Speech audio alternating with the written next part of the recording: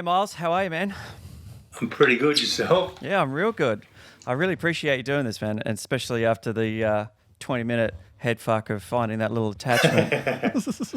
I know. You got to love Apple's little mechanism to make more money by changing all the adaptions. Yeah, every 12 months. Keep you coming back. I was doing a little bit of research yesterday, actually, because normally I would do this on my MacBook Pro, but that's decided 7 years is enough. It's out. And once upon a time, they used to have a really good discount for businesses. And now they're like, no, you have to prove to us that you've spent $7,500 on our products over a 12-month period. Then we'll think about giving you the business discount. I was like, you got nothing for creatives in this current climate? Nah. Because they can, because there's demand. Yeah, they kind of got the I think they call it super dominance on that, especially over the creatives. It's like, and they know I'm not going to go and buy a PC, so whatever. Yeah, I went through that whole rigmarole of changing my phone. So I was a PC guy originally, then I changed to Apple, which was the best move I did.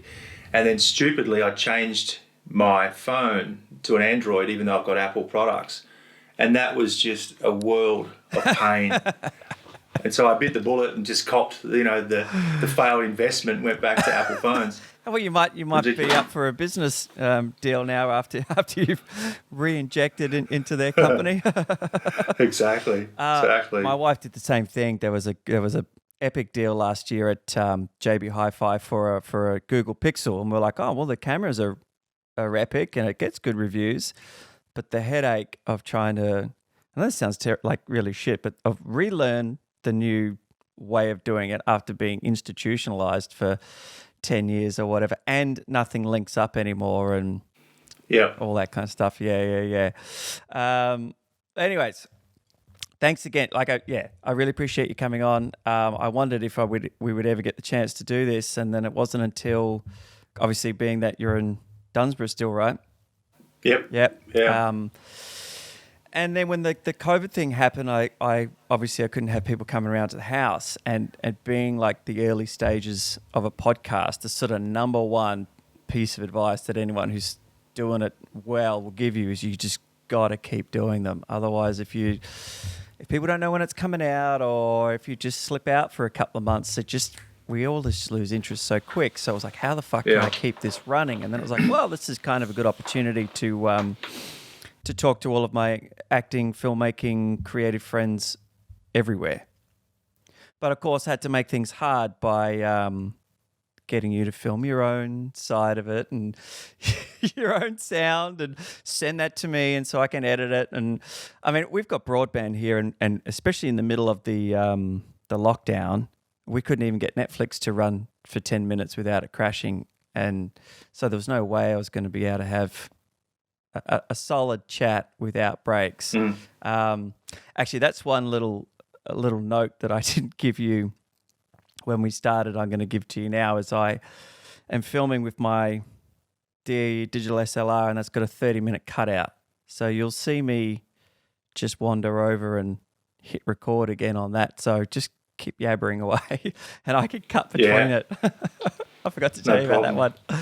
Because I had another one a couple of weeks ago, and the iPhone decided to pull focus on something else halfway through it, or actually as soon as I sat down, so the whole video recording was blurry.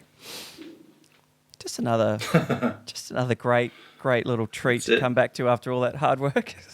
Yeah. Another one to add on the list. Yeah.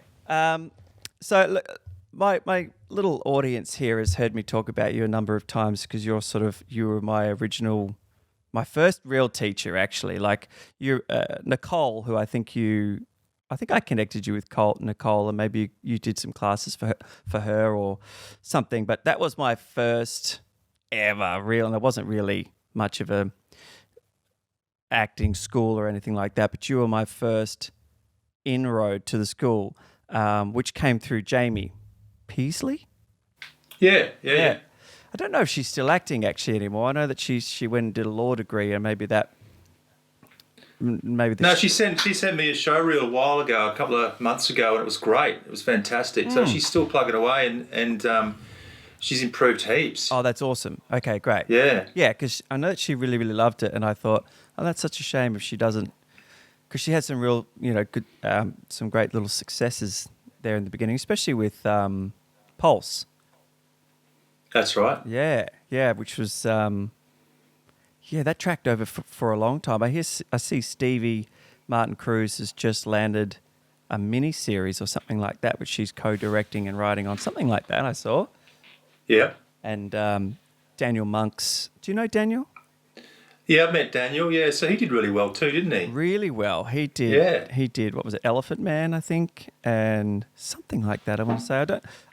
We're not massively in touch, but I see him having great success on the stage. Yeah. So that was that's how you and I met. You're my first coach, and I did which I think you have. Your class has evolved since then, from what I understand. Yeah, I think so. I mean, it was interesting jumping in the deep end and running classes. I mean, I was in Sydney and, 15, 20 years, Adelaide for, 6 or 7 years, and coming home and then starting up courses.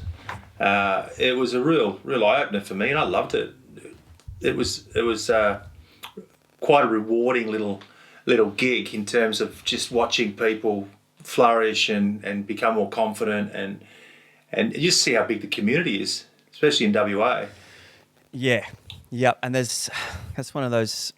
I mean, it's across Australia as it is, but I mean, especially in a place like Perth, where as soon as anyone gets that little bit of traction, typically they're gone, and then they'll make that hop to the East Coast, and then eventually there's just that exodus of talent that leaves Australia. But you had a degree in teaching before you went to acting, right? Yeah, I did a teaching degree. So in secondary education, English and drama. I did a year of primary school as well, and then changed over, and then finished the degree and deferred it to pursue a career in acting, and then went off to Sydney and did all that, and the rest is history. But it's so weird, my parents are both teachers. My dad was the principal of every primary school I went to. That's a whole another podcast for a later time. And my mum was a music specialist at just about every primary school I went to as well. And my dad's siblings are all teachers. My mum's mother was a teacher at some point. So it's in our DNA. Yeah, right. And I, it's just funny how who you are grabs you and steers you down certain paths, and teaching's been one of those for me. So you would never have then actually, outside of teaching acting, ever taught anything else? Well, no, I did. When I was in Sydney, I finished McLeod's Daughters, and I remember my son was born, and I mean, you've been in the industry long enough, Josh, to know that it's big ups and big downs, and you got to really be proactive and, be sustainable. When your money comes, save it.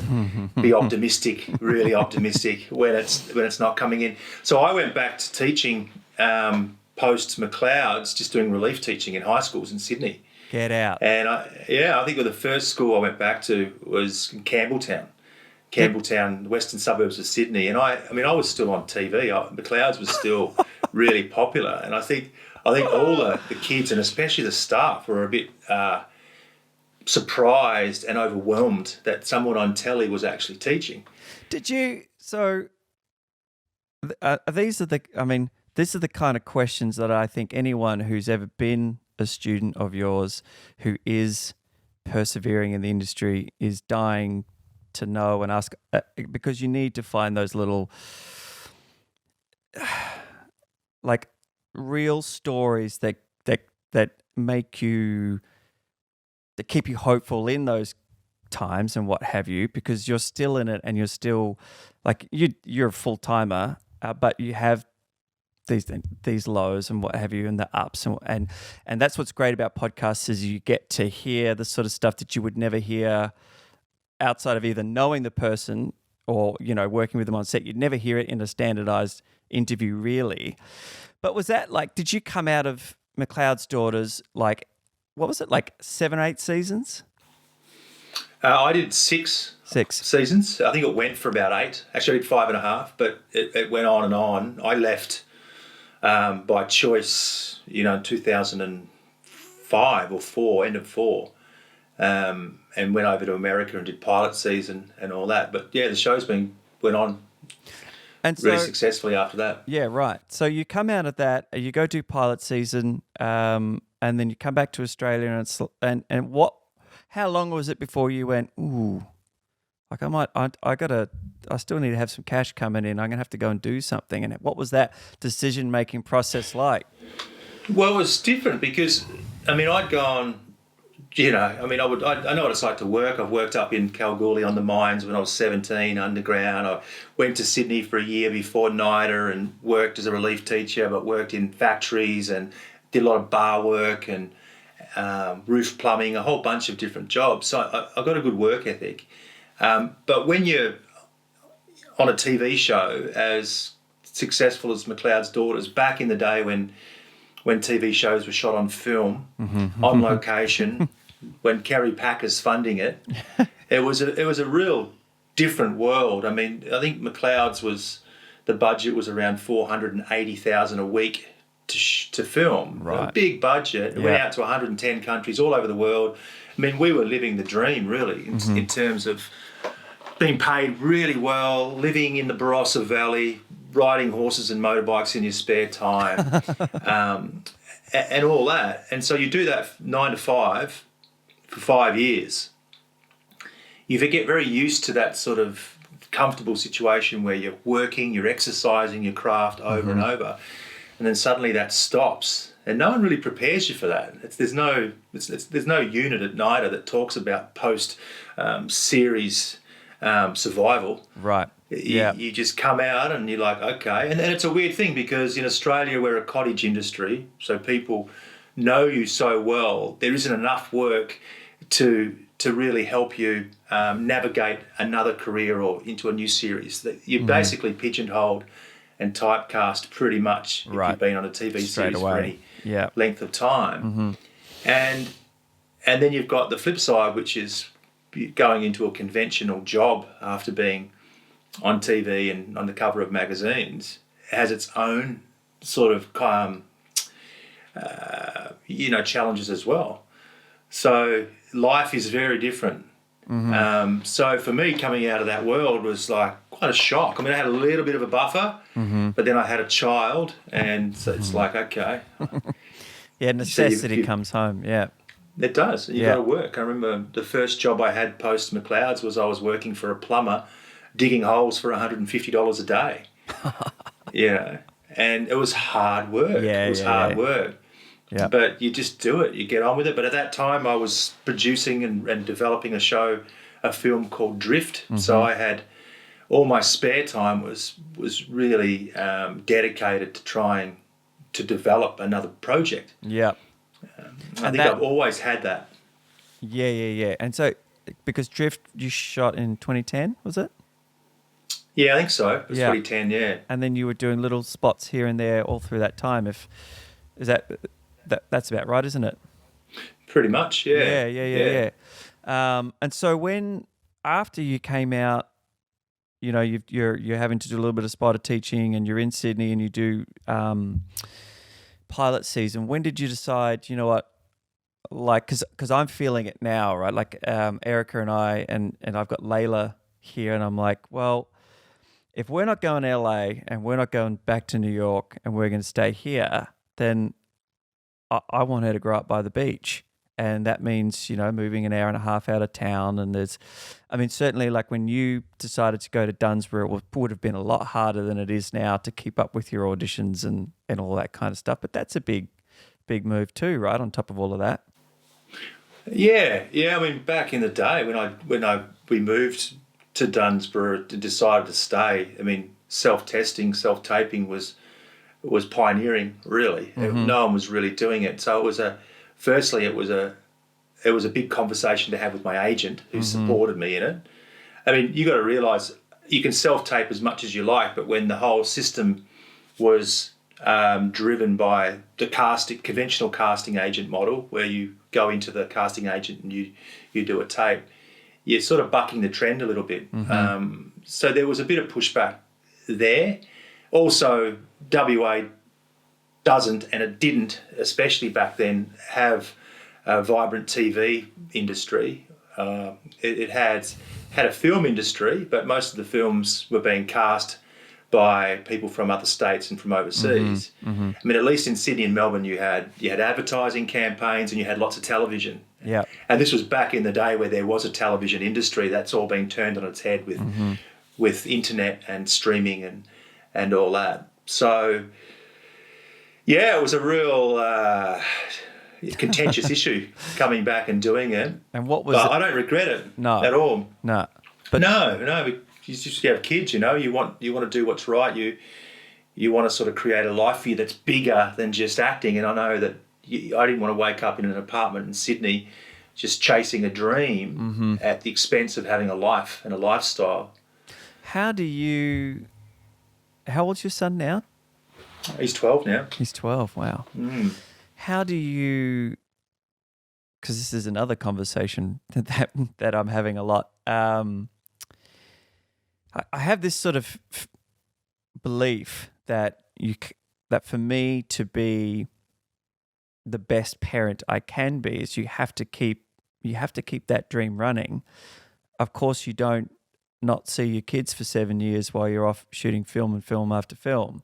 But at the same time, there should never, I don't believe, be a situation where your child's 11, 12, 15, and they're trying to do something that's above and beyond, and you quit back in the day and you're trying to tell them this, you've got no anecdote of how to get through it. Well, why didn't you do that thing?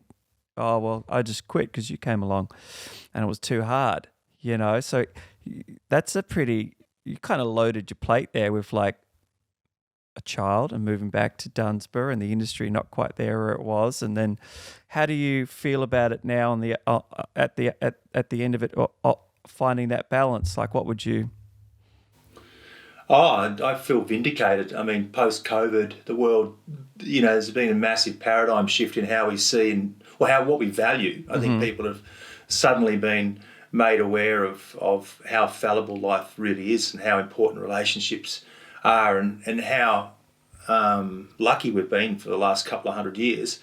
So for me, sitting back with great relationships with my family, my wife and my son, and having had the capacity to give him just an awesome upbringing in a beautiful place. I mean, I feel really lucky about that. Do I regret not maybe having a lot of other opportunities that may have come by being in Sydney and Melbourne? I don't regret it because they're not.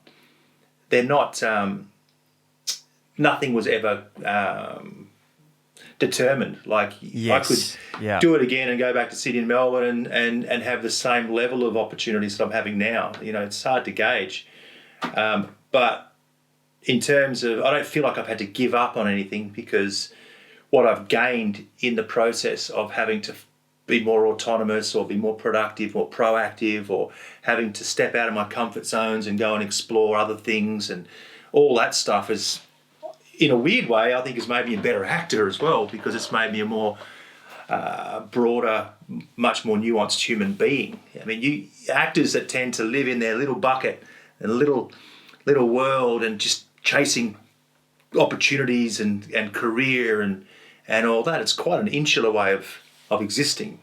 Yeah, well, that's what I was going to say. I feel like if anything, it actually, you proved the shift, you know, that because this is what I sort of feel from or have felt pressure from, you know, parents or whatever.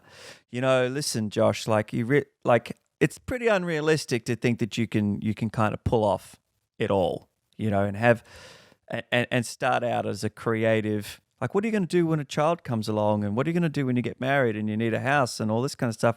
Well, I'll make it happen. You know, like that has to happen, and you proved that you can. You know, you can move out to the country to a beautiful location where you want to be, close to your family, raise a child, and keep your creative dream alive, which is pretty impressive. Yeah, and I think everyone's in a similar boat. Like I look at my career and where I am, and I feel very successful. But there are other people that I look at, and you can compare yourself to other people who've had extraordinary careers, international careers, and it's no different, right? So for me, it's all been about not making comparisons with yourself and other people. It's about staying on your own trip in terms of what you're doing, because you have no control over that, right? Yeah. And if you spend your life thinking about what ifs or how comes, it'll fuck you up. It'll fuck you up. Yeah. So for me, I mean, it's really being appreciative of what you got, because you're always going to find someone that has more success, that's more intelligent, that's got more money, that's luckier, whatever, and that's just the way it is. Yeah. It's I feel and I've may have spoken to you about this before, but I have this little loop that I go on where I'm not a regretful person at all. Like I don't believe it serves you in any way at all, other than just to maybe not make that mistake twice. But because, my first acting class is with you at 32, coming on 33, and having wanted to do it since I was 6. And I'm like, motherfucker, like, so, if I'm down on myself or whatever, I'm having, I haven't slept well, or I haven't exercised for a couple of days, or maybe I've got a big hangover and I'm questioning the biz and the industry. That's my first go-to is, God, if you had been doing this for 20 years already, then maybe you would, this, that, and the other. And I'm like, yeah, but maybe you'd be a total cunt. Like, oh, totally. And maybe you wouldn't have your beautiful wife and your beautiful daughter, and you'd be depressed and a fucking junkie. Totally. You are who you are. You are the sum of your experiences. Now just get to work and use it. Yeah. I know you need to be philosophical about it. I mean, I look back on some early opportunities that I had that I came really close to. I mean, I got really close to Lord of the Rings back in the day, just after McLeod's, and came down to the last couple for a big role. I think David Wenham got it for Faramir. Oh, right. And it was, met Peter Jackson and had a big second callback with him and his wife Fran. Oh, wow. And all that, and I look back on that, and I would have presented at that moment in time in such an arrogant way, which in my mind I wasn't. I was working with Bell Shakespeare. I was touring Australia doing amazing plays with Bell Shakespeare, and was getting plenty of TV work. It was just before McLeod. No, it was just after McLeod's, just after. And then suddenly he asks me the question in the room, what do you think of the books? And I went, well, I haven't read the books, but if I got the gig, I'd absolutely do my due diligence. And I watched his face just go, oh no. Like in that one moment, he just put a red pen through my name. And it was a simple mistake to make. For me, it was just the logic. It was an honest question, an honest answer. I hadn't read the books. But the point being is, if I had got that role at that point in time, I don't know what sort of human being I would have turned out to be. Because you would have been, well, like you said before, but in a different way, vindicated in the way you were at that time. Yeah, got it. Yeah. Didn't need to read the books. Fucking smashed. Yeah. Maybe I just would have gone off and had a superstar moment in my career and made a lot of money, and without any humility or any appreciation for how hard you need to work, or without enough empathy for other people in the community around me. I mean, all those sort of broader human qualities that are really important for your own sort of mental health, if anything. Yeah. So, I mean, I don't know, man. Who knows? You don't know, but I don't think I was ready for it. I don't think I was quite emotionally ready for that sort of responsibility. It's a big one because I mean, even at my, like, I had an audition, my only really big audition to date for the Langdon series. Do you know what I'm talking about? Not really. So do you watch? No. Did you Robert Langdon from like Da Vinci Code and Angels and Demons? So the writer-director of The Boys, which is a really great show on Amazon, has teamed up with Ron Howard, and they're doing a series about Langdon in his younger years. And I got an audition to play Langdon. And I was like, even if somehow I made it to that conversation, there's no fucking way I could step into the front line of what's probably going to be 4 seasons at my level. I'd fucking implode, like I'd still say yes and give it a go, and then probably hope that they sacked me, like it would be so heavy. I was listening to Javier Bardem in a really great interview the other day, and he was saying he was offered, I want to say it's Colin Farrell's part in Minority Report. And he had just done his first English-speaking film, and it was successful. And he had a sit-down with Steven Spielberg, and he said, no way, man. There's no way I can do it. I'm just getting my head around speaking a little bit of English. And you want me to step into the hot seat with Tom Cruise and you in a major... Nah. I would just be peaking the whole time, and said no. And I was like, wow, that's a bold move. Yeah. And that's knowing yourself too, right? Oh, totally. Confidence is a funny thing. Confidence breeds confidence and opportunities. And at that top level, in any field, if you want to be, in the 98th percentile, you got to have a lot of self-belief. And you look at a lot of the actors, a lot of the A-listers that are out there, they're alphas. They're very. Mm-hmm. I mean, even athletes. I've been watching the series, The Last Dance. How good is about it? the Bulls. It's good. Amazing. Yeah. But it's just different people with different genetic dispositions. I mean, Michael Jordan and his commitment and his work ethic and his competitiveness and his just on a different level. Just that discipline. I mean, in whatever you do, I mean, the knockbacks, the hardship, all those sorts of things. It takes a pretty exceptional person to have to sort of have that sort of success, right? Even if you're doing acting. Yeah, at that level. Yeah. It's he's a really interesting one, because from the outside, you can see obviously that there's he wasn't the tallest guy out there, and obviously everyone says he's a freak and what have you. He is that too, but he couldn't only just be that one thing. It was a massive combination of not only a genetic legacy, but a premeditated approach to how he was going to be the best. And Kelly Slater is no different. He's freakishly flexible, and he's freakishly, intuitive with the ocean, what have you. But he's a fucking mastermind out in the lineup, in just getting people off their game, and it's a whole thing for him. Yeah. I mean, it's what you're prepared to do for that success. And there are things that I was never prepared to do. I was never prepared to live in LA and work as a waiter for 8 years until I got my citizenship. I mean, I wasn't prepared to sort of hustle away for a big part of my life at the expense of having a conventional lifestyle, So you got to work out what you want, what you're prepared to do. Yeah, it's a fascinating documentary. I'm sad when I got to the end of it.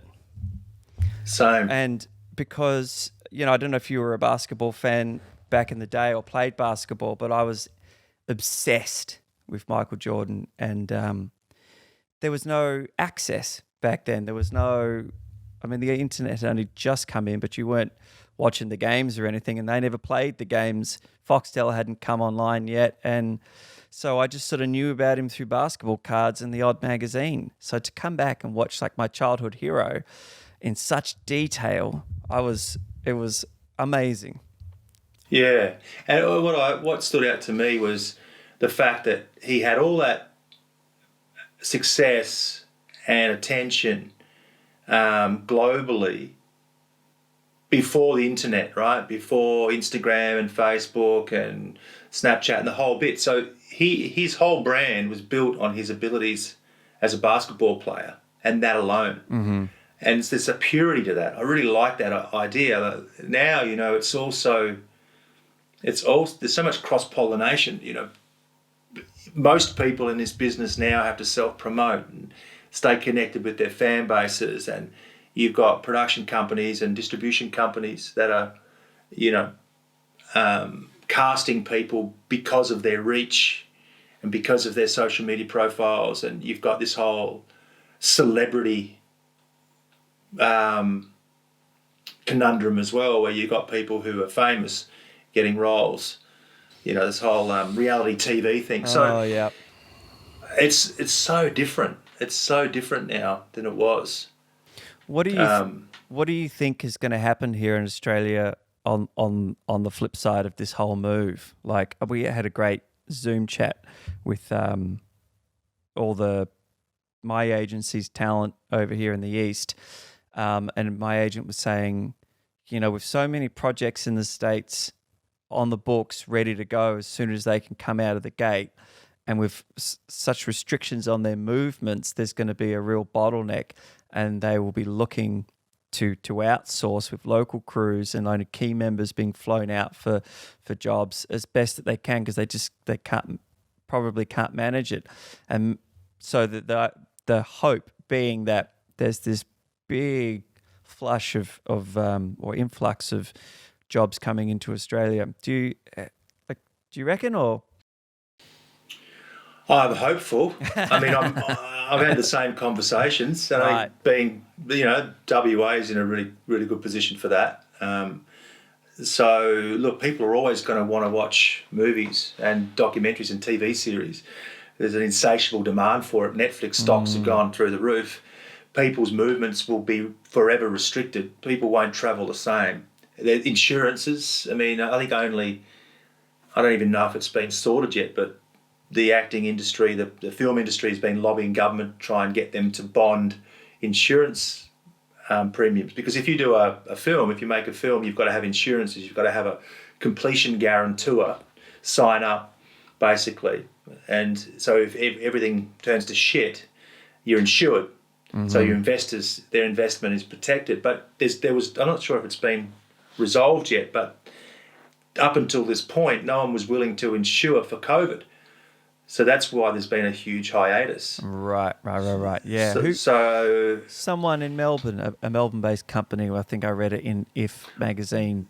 I read the same thing. Yeah, is the first to sort of pave the way, test it out. So assuming that happens and assuming that it all works, then it'll be back to business, be a little different. And if America turns to shit, then there probably will be more demand by American production companies to find locations where they have low infection rates, beautiful locations, expertise in terms of performance and crews, and all that. So, look, we could be in the box seat for all that. Who knows? But I wouldn't be sitting around waiting for it. No. Just being prepared and ready for that. That was the big message in this conversation was, with the second season of Lord of the Rings, was slated to be being casted in September. I dare say that maybe they'll push that back a little bit, but was to everyone that it is going ahead. Get that accent, get that period self-tape type thing happening. There's another mini-series that's just been green-lighted for October here. Just everyone have your American accent fucking slick and ready to go while you've got this time, while you're working from home or you're whatever, just get it all ready so that you're not scrambling once those floodgates open, if and when they do. Yeah. And create your own concepts and develop your own projects. People are going to need content. Mm-hmm. So start creating content, and if you've got content that's your IP that you own, that you've created, then you've got currency, you've got something to leverage off. Yeah.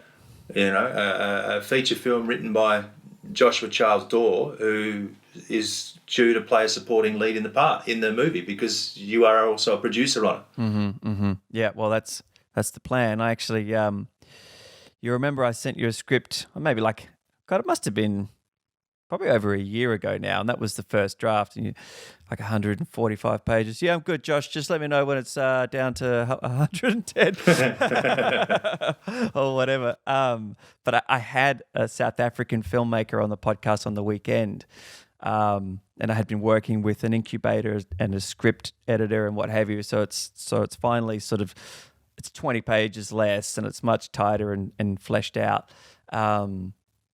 So yeah, that's in connection to what you're saying there, is having something ready to go. And you said to me if you had seen a similar script floating around by a friend of yours, and I've done a little bit of research and found out that there's been a bunch of them floating around, but none of them have ever obviously got the green light, which is something to another question to ask as to why. Especially one of them had Tom Hardy and Leonardo DiCaprio attached to it and still didn't get greenlit. So yeah, that's another interesting one as you go along, hearing about, especially on podcasts, because now you're hearing more and more big time A-listers talk about their projects that never got up and running, and you're like, fuck. I mean, if they can't get a project running, how on earth am I going to get a project going? Like, and what were the things that stood in their way? And that's an interesting one. Yeah. Well, I mean, but the flip side is there's a whole bunch of other people, unknown people, who have created projects and sold them internationally and established amazing careers for themselves too. I mean, there's no rhyme and reason in terms of what gets funded and what doesn't. And there's a lot of politics at play, but everything is in flux now. So, like, it's a renaissance. All bets are off right now. You've got TV networks are going broke. You've got, sport's been the lifeblood of Channel 9 and Channel 7. That's all up in the air with COVID. Mm-hmm. You've got streaming platforms now which are going direct to market. You've got competition in the sector, massive competition in the sector. It's changing, which means for the creator, if you can be smart and be entrepreneurial, there's always pathways to ultimately do one thing, and that's to get your content to the market as efficiently and as cheaply as possible. Mm-hmm. That's all we want. I mean, in the past models, it was all gate-kept. It was gate-kept by distribution companies. So you got to tick a whole bunch of boxes to get the funding. So Screen West and Screen Australia won't give you any money unless you put a marquee actor in who's a huge success, or a director that's done 400 million projects, and you've got all these things. And so with the advent of the accessibility, you know, the marketplace is suddenly more open. Mm-hmm. Some of those old norms don't exist as much, and it's changing. So I'm optimistic, mate. I think if you're a little entrepreneurial, you're creative, you can create content, there are ways to get your product out directly. And I think in another 5 or 10 years, we'll be looking back at this moment and going, wow, that's when it all changed. Mm-hmm. Speaking of creating your own content, I saw Pains Find. Yeah. Really great. Really great. And that went in for a couple of festivals, was it? Yeah, it did really well overseas and online and different on the festival circuit. But I mean, that was everyone did that on spec. Everyone just came together and worked for nothing. And I mean, I'm trying to develop that into a series as well. That's taken up the last 18 months of my life. Right. And I'm no different. I get knockbacks all the time, Josh. So that's my next question. Like, what is it that someone in your position what would you say is the common denominator as a hurdle? Well, there's a lot of content out there. Mm-hmm. There's a lot of competition. There's a lot of risk. And it's so subjective. What I like is very different from what someone else likes. Mm-hmm. And so you got to find the right person who shares the same vision and the same passion for what you're trying to achieve. Yeah.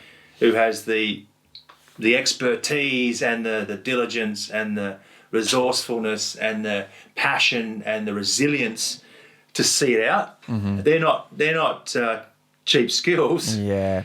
I mean, you know how easy it is to just stop because it gets too hard. Mm-hmm. So you're finding the right partners, being able to create something amazing, then being able to sell it, being able to pitch it, and all those sorts of things. But it's like, I mean, you work in property. I mean, you do photos and things like that. And we're talking about the property market, and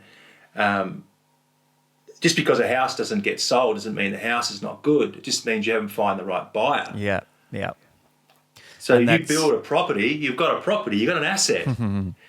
I mean, right now, any assets that are dark in thematic material or have racial undertones aren't going to be funded because the market is much more hopeful. It needs inspiration. I mean, I wouldn't be surprised if people are investing in comedies right now more so than, I don't know. I'm just saying that the climate's changed, which means the funding models will be adapting to what they think consumers want. Yeah, that's interesting. I hadn't thought about that actually. And so, with your the series, where are you at with that? You said you've been working on that for 18 months now. Like, what's the plan for that? What are you hoping? Can you tell us about it? Yeah, well, I'm looking for a partnership, so I'm still developing it. Okay. You know, I haven't taken it to market. It's written. I haven't applied for funding. The pilot's written, so it's a six-part TV series, and I created a marketing document, so a lookbook, so filled with visual sort of like a pitch deck.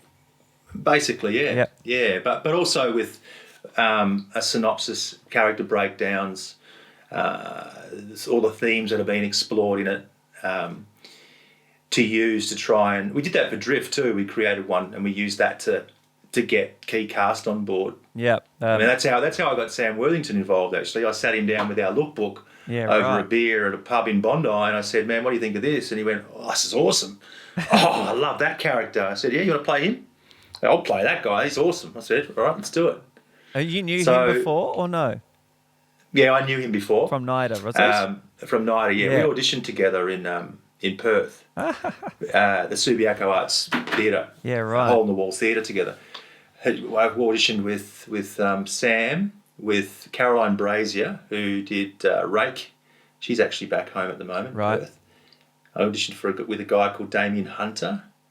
Who else would you know? They're probably the biggest people that you would know. But yeah, having a lookbook, having a visual sort of document that can clearly show what you're about is very helpful. Really helpful. My good friend here in town, Anthony Sharp, he's just like us, another actor, been in the game 20 years. He's also a musician, was on The Voice. He was series regular on Miss Fisher's Murder Mysteries. But in his spare time to make ends meet, he had a graphic design business and he was, a carpenter and this and that. So he did my pitch deck just the other day, which I presented to Scottness is the director's name on the podcast last week. And that was just that visual was, especially dealing with rhino poaching and what have you, is a big one. Yeah. And that will go through to this woman, Julia Berg, and she's got a whole network of producers that hopefully, as opposed to just like that, it's just so much better than that one page producer's treatment, Yeah. And people are so time poor as well. Like, I mean, you send... Everyone's like, why didn't he read my script? I sent my script 5 times. But you've got to open up the document and see a 144-page script and go, I'm going to sit down over a cup of coffee and... It's hard. That's 2 hours of your day. Yeah. But if you open up a simple PDF with beautiful with great visuals and you're like, wow, that was cool. And then you put it away and you're thinking about those images... Oh, and open that again. Have another little look. Wow, actually, there's a little synopsis there. Okay, that's cool. Put it down. Yeah, it's a lot more accessible. Far more efficient. Yeah, and efficient. Yeah, that's the key word, isn't it? I'm a big Tim Ferriss fan, and he talks about just efficiency is fucking paramount. Just how can I be most effective? And then you sort of apply that motto to everything, and it's a win. Yeah.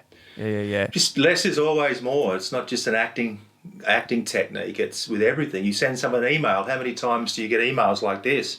You don't read it, but if you just get a subject line with that much, you're more likely to respond to it. Showreel scenes. People send through showreels, and they've got 8 minutes of really sort of low quality just the same stuff. You should put in 30 seconds of just the best bit. And people can just download it and watch it. I like that. Let me have a look at some more. Yeah. The other one I see, and I'm guilty of this too, is you're really attached to the intro of that scene because it might be a nice shot or whatever, so you don't see you for 10 seconds, or you're looking at someone else, and but I got it fucking straight to you, man. That was a big one though. Like this, we got to know who we're looking at straight away. Yeah, definitely, and really know what your brand or your market is. Like, have a good sense of how you look. I mean, have understanding of archetypes. I mean, archetypes are really powerful to know. I mean, I'm tall, I'm fair, and so I've got a sort of a very, very clear archetype, right? I'm not going to play the little funny guy. Yeah. That's just it's not the way I look. Yeah. So being aware of where you sit archetypically can help you find a niche. I mean, we did this exercise at NIDA in first year where we had to articulate on paper our ideal role. And that's interesting when you start really thinking deeply about how you see yourself, what you'd like to do. And we even wrote ourselves a letter about some of those, about that vision and what it looked like and why we would want that. So being able to really position yourself reflectively, internally, to know where you sit and what you want. I think a lot of people have no idea. They're not self-aware enough to know, where they're positioned, what restrictions they have in terms of looks or personality in terms of archetypes, and they haven't really put a lot of thought into where their niche is. Now, I know some big actors who knew exactly what their niches were from way back and could articulate it perfectly. Now, I certainly wasn't. It took me years to work out where I was to place myself. Oh, really? That's that's really okay. Now I want to unpack that a little bit. What was your original take on yourself then, and what did it end up being? Well, I remember I was really quite a character actor back at drama school. I did lots of big characters and things like that. Lots of little boys, old men, females, just a whole gambit, right? Right. Which I love doing. I think I didn't have I didn't understand archetypes. I didn't understand how the film and television industry worked in terms of casting, in terms of you're not going into an audition trying to show a casting agent and a director how wonderful you are as a character actor. They're already getting you in because you look a certain way, because you're a certain height, because you have a certain complexion, you have a certain vocal capacity. That's why you're in there, right? Your job is to make it as authentic as possible and honest as possible, and to inside speak that within the constraints of that. So knowing that the character's being defined by what you wear, it's been defined by the set behind you, it's been defined by what props you're carrying, by the music that they're underscoring you with. So much of it, you don't have to take responsibility for all of that. It's done. Yeah. It's done. You just got to be truthful. Really, really truthful, whatever. And so I wish I'd learned that earlier. So you could have been a much more effective in your role choice and what you went after. And yeah, understanding what it is they want. I remember going into an audition when I got out of NIDA, and it was for a TV show, and it was for playing a miner, like a coal miner.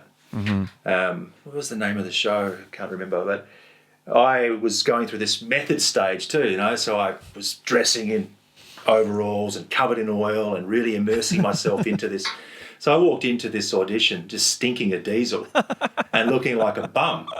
And the entire casting room was filled with women who all looked at me as if, what the hell is this? I know that's not a sexist comment. It's just the sensibility that I was presenting was really quite aggressive. Yeah, and you're a big guy, so it's intimidating. A big guy. Yeah.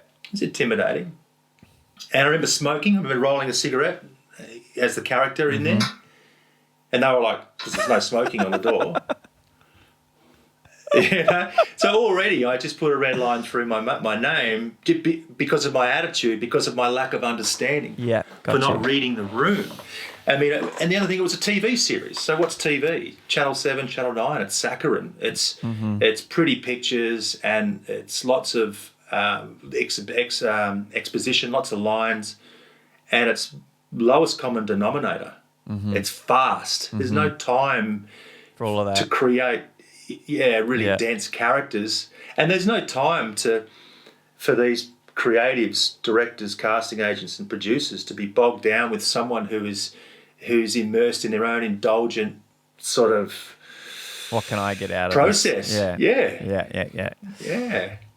We were very lucky in that same vein at TAFTA. It's very quickly they get into what your brand is, what is a casting room going to think when you first walk in, just as first glance, and what is an audience just naturally see you or believe you as. And we would sit up in front of the class and do a series of quarter shots and close-ups and head down and head up, and just to see what each side and what elevation or, inside a mid shot or a close up, what might that look like, and then go around the room and compare what you thought you would be to what they believe you as. And revealing. It's really, really good, yeah. And to see what comes up most consistently, like being a big comic book fan from a kid, I'm like, action hero, fucking, Marvel, rah. No one in that room selected that. Like, come on. Yeah, right. I was like so desperate for someone to say superhero for sure. Yeah. Yeah. Nah. All I got was like businessman, asshole, doctor. We had a teacher who did that. He walked around the room and he was a real direct guy, and he just went, you're going to be a comedian because you're short and you're fat and you're funny looking. You're going to be doing telly because you're good looking. You're going to, all on looks, went through and classified each person in terms of what they would be. And I reckon 9 out of 10 of them all became what was determined, what was said in that room. Really? Wow. Yeah. See, that's even more fascinating, because you want to say to that guy, fuck you, man, I'm going to be this other thing. Yeah. Yeah. That's right. And then he's onto it. That's right. Well, there's not enough work out there to sustain that, really. I mean, you want to go and be a really respected character actor. Yeah, go and do that on stage and do it. But you're not going to get cast as that unless you break through and you've got the opportunity to do that later on. You're right. Where you've got a little bit of weight or a little bit of strength or a little bit of commercial success to then take that tangent and know that your brand is durable enough to take the chance. Yeah. And then if you look at some of these character actors and you actually look at their archetypes and you look at their personalities, they're actually not that far from their own personalities either. 100%. I firmly believe that, yeah. And it sort of begs the question, like, is there such a thing as a character actor, or is it just a manifestation of that person's natural personality anyways? Like not to say that there isn't, right? I know it's a part of what we do, like nomenclature for a style of actor. But if you look at, obviously that's sort of the big one is Daniel Day-Lewis. But he's exactly like that in his real life, where he's making shoes in Italy and he's, getting lost for 6 months here and he's a different person there. Like that's kind of him outside of acting too. Yeah. I mean, as a case in point with Daniel Day-Lewis, I mean, his point of difference is that he gives himself permission to develop a role for a longer period. So he really bakes it in. He makes really critical choices and really fleshes it out creatively through artwork and through music and sculpture and embodies it. I mean, is that a character actor? I mean, you can be transformative. There's lots of different roles. You can look at, Russell Crowe in A Beautiful Mind, and as soon as you start exploring a character with extreme idiosyncrasies, Leonardo DiCaprio, What's Eating Gilbert Grape, and all these sorts of roles which are manic and volatile. But even that, there's an essence of their own personality that comes out in that. Totally. There's a truth. It's amplified. It might have a different placement, but I'm having a conversation with you right now, and it's a certain temperament. It's very different from if I'm sitting with my mates from high school. I'm much more boisterous, a bit more crude. My demeanour and my language is a lot more colloquial and casual. As I am very different with if I was having a Skype call with a producer. Yeah, I've seen that language come out when I asked you to jump in that dam at my dad's farm. Yeah. A few leeches that day. Fucking hell. Yeah. Good shots, by the way. Yes. Yeah. Nice, good photos. They're still some of my faves. You're still doing that? You're still doing headshots and totally. Yeah. And I was going to say to you, it's I get that a lot. There's a real even split with actors who come along for their headshots who don't know what their brand is and don't know, they want this and they want that. And I'm like, we can do that, but I'm not seeing it. This is what I'm seeing. And in my experience, this would be better for you. And of course we do the two. What I always say to any actors coming along is if you've got an agent, speak to them, and just get them to tell you what you need, because they also need to be able to get you out there, and there's a lot of lawyer, cop, military dude, something a little bit sci-fi, maybe a bit sporty, and you straight up headshot, and that'd be the most common point. You just got to find your point of difference. Yep. What is it about you that's unique, that no one else has? What is so exceptional about you? And everyone has their own point of difference. So it's just, like you say, working out what that is. Yeah, working out what that is. I think I'm sure that we all do it, but looking for as much intel as we can to empower us. And one of the little snippets that caught me early doors that I really hold on to was something from Jake Gyllenhaal. And he said, it's that same, and I know you're a big advocate for this as well, of just being the stillness, especially as a camera technique when you're in a mid to close up, and that all of us, we all have our own story, and it's in our eyes and it's in our energy and it's in our screen presence. And if you can just let it fucking come out, then that's your thing. That's your brand. That's the feeling that you give everyone when they're connected to you in a close up. And of course the story and everything that's taken them to that place. But even if you're the opening shot, I don't know if you've seen that film. It's with Robert Pattinson, and he's that criminal, he's a real dropout, and his brother's a bit autistic or whatever. And have you seen that? I'm trying. Yeah, I think so. It's the same. Who's the other character? The other actor in it? So the other actor, I think, is actually the writer, and they did the Uncut Gems with Adam Sandler. Yeah, I love that. Right, so it's the same guys, but I think he actually acts in this one. I can't remember. I'm Googling it. The name of the film. But the opening shot is a close-up of the writer. I'm pretty sure it's writer. And there's no dialogue. There's a little bit of dialogue from a therapist, but it stays on him, and he just starts to cry. For me, if you went... I did that in a self-tape recently, and I got shat on because it was, we haven't gone on the journey with you yet, and we haven't this, and we haven't that. And I was like, well, I don't know, man. I just saw it, not saying maybe I did a shit job of it, but I watched it in a film where there was no music. I didn't know the character. It was a close-up, so I couldn't see what was happening. And I felt it. I felt it like that. And I thought, that's a bold choice, and that doesn't run along with the standard model of how you should construct a scene too. I was like, that's him just knowing that what's in him is going to come out. Did they give you a full script, or did you just get an isolated scene? I got an isolated scene. And that's all you had? So this was, I actually wrote back to this person and said, I strongly disagree with your notes on this, because it was like, I know where the scene's from, but I was only given the scene. So it was like a scene from Mr. Robot. And I'm like, well, I'm not going to go, I don't watch Mr. Robot. I'm not going to go and watch the whole show to know what this scene is about. There's a little bit of action there, but why don't I just take this and make it my own and align it with my brand? Because I'm not going to be the little computer hacker nerd guy. That's not my brand, you know. They were not fans of that. Yeah, and you're always going to get that. You're always going to have a hater. You're going to have.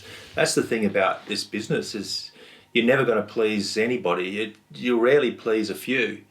So you need to take risks, and you need to roll the dice and give it a go. So, I mean, I think the more informed you are, the better. So, and it's so common these days, they give you one scene. So you've got to make bold choices. But if even in that scene, read the big print, work out what the writer is asking you to do physically. I mean, a lot of actors go, it's just the big print, it's the stage direction, so I won't worry about that.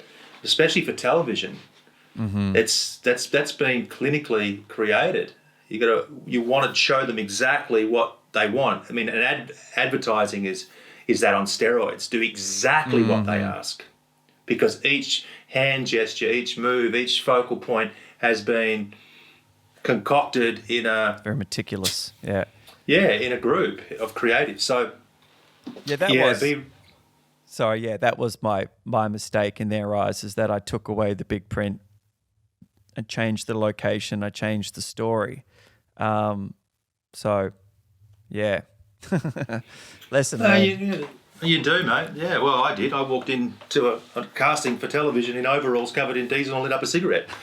I'll never do that again. So you always you live and learn, don't you, Josh? You hear some fucking stories from casting directors, hey, when they come in for workshops about the stunts that people have pulled to make their mark, and it's fucking hell. I wanted to ask you, talking about creating your own projects last year, as a surfer and as someone who obviously is who you are and understands story and what have you.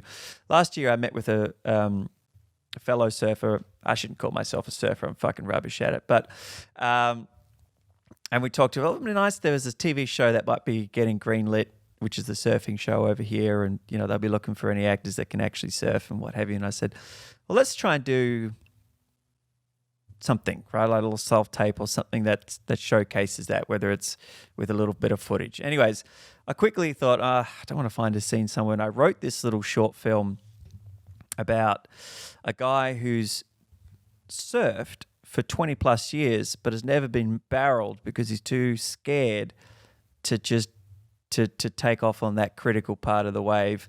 And it comes from an experience with his father, who was an elite surfer, who shunned him when he didn't take off that one time when he was a kid, and he's been clawing back ever since.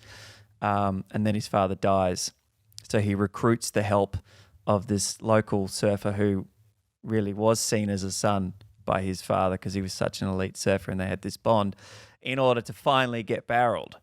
And that's like this little 7-minute short film that I wrote. Now, is that something that you would think would be interesting to watch? Yeah, it'd be very interesting. You mean as to replace the audition scene? No. Just I've gone on a tangent here talking about a project that, you know, we were talking about being in lockdown and creating stuff and having shit ready to go. Yeah. If you're, and I'm not pitching you on this film, but maybe I will if you think it's interesting. But like because I'm thinking like there's been a million surf stories be told, and that's my story. I've never been barreled, and I've tried, but I'm terrified when it gets to that spot. And and I've never been able to get over it. And I thought, imagine if I could turn this into a film and then get barreled in the film for the first time, and that be part of the narrative or the copy that comes with that film. Do you think that, I mean, like straight up, not nice, helping out one of your students, Myles, straight up, Josh, I think that's kind of a shit idea, or do you think that's something that there's got legs? It's not a shit idea at all. I'd just be looking at the logistics. You're going to have to be shooting in the water. You're going to need water camera operators. Oh, we've been through all of that, and it's dead in the water at the moment. Yeah, it needs money. Right. You need somewhere, but you need to shoot somewhere where there's surf. Yep. And it's not crowded. It's not crowded. I mean, I like the theme. I like the theme of facing your fears, living your dreams, and confronting those demons. I mean, it's a great message, and using it within the surfing world. Just logistically, it's tough to do as an independent film. No money, no funding. You've set the bar really high. Like you've put a few saddlebags on your back to try and get that thing made properly, because it's so many things can fail. Yeah. I mean, you start working with children and animals and surf. It's so hard to predict. You can't contain it. I mean, it's hard enough finding a shoot location that's not near a road and it's not near a public walkway, so you could have clean sound. Yeah. You know what I'm saying? Yeah. We went to Urban Surf here in Melbourne. You know what I'm talking about? The surf park that got built here. Oh, I do. Is that the one that got knocked back, or? No. Oh, no, I'm thinking the one in Perth. I'm thinking the one on the foreshore in Perth. I keep forgetting that you're in Melbourne. No, it's fully operational. It's incredible. The Hemsworth brothers had it to themselves multiple times, but that's the lifestyles of A-listers, hey. No, we went there to see if there was any way, because I actually got my first barrel, like learning how to ride barrels at this park, and it's a decent barrel, and there's a pontoon in the middle where you can shoot from, but because then we could control it, you know, but it's too clear and it's too, it's on a concrete bottom, you know, but trying to work out how to do it, but all of that stuff is kind of irrelevant if the story is shit. Do you know what I mean? If it's you know what sometimes can be interesting to you, but no one else. So what's the story about?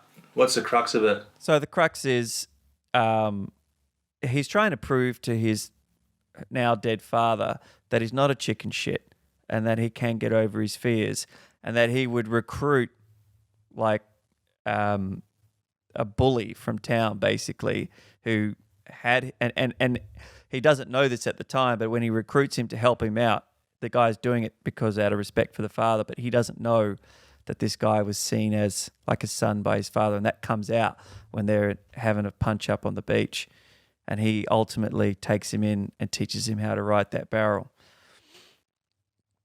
And that's the it's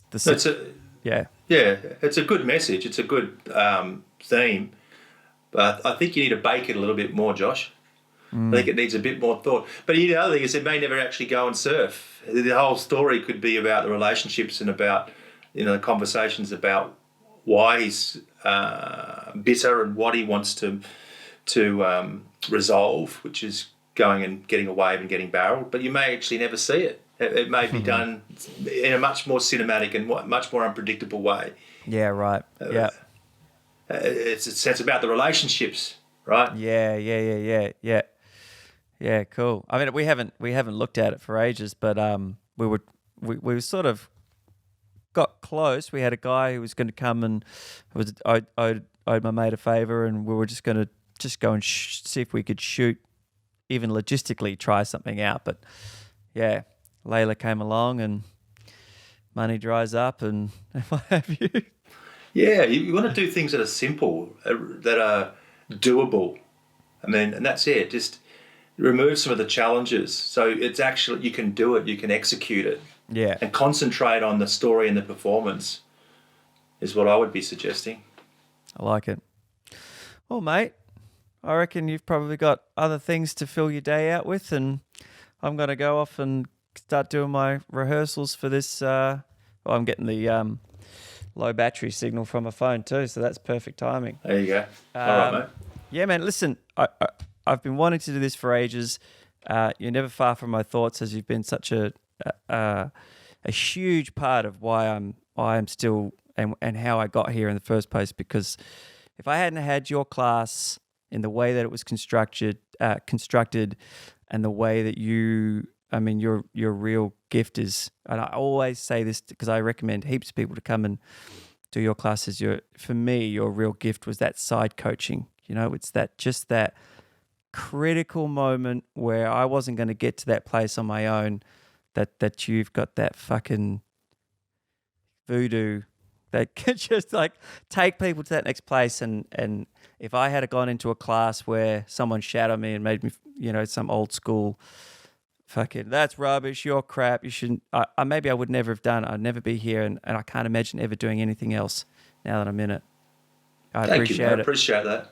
Yeah, I appreciate it back at you. At least you got the conviction and give it a go and take the risks. And it's about vulnerability and fallibility, and it's about getting better at what you do. So, and you're doing all of that, man. It's just a privilege to be able to share this with you too. So thank you. Pleasure. Take care, buddy. All right. See you, Josh. See ya.